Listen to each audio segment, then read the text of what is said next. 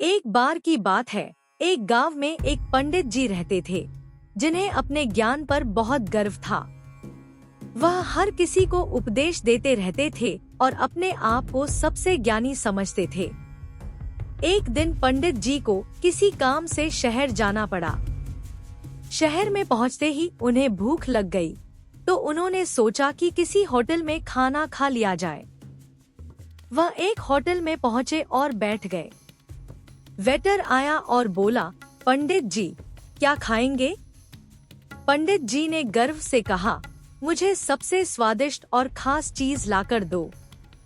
Waiter चला गया और थोड़ी देर बाद प्लेट में दही और रोटी लेकर आया। पंडित जी को देखकर थोड़ा गुस्सा आया। उन्होंने सोचा, यह कैसी खास चीज है?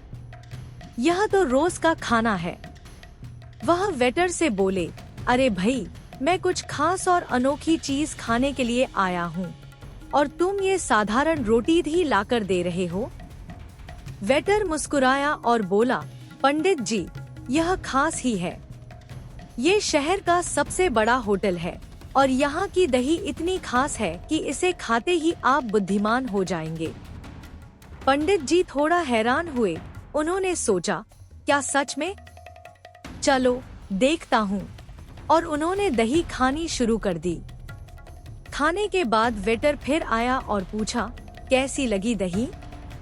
पंडित जी बोले, अरे, ये तो साधारण दही ही थी, इसमें क्या खास था?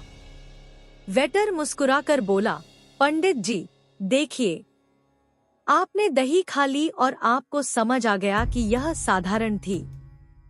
इससे पहले तो आपको कुछ भी समझ नहीं आ रहा था।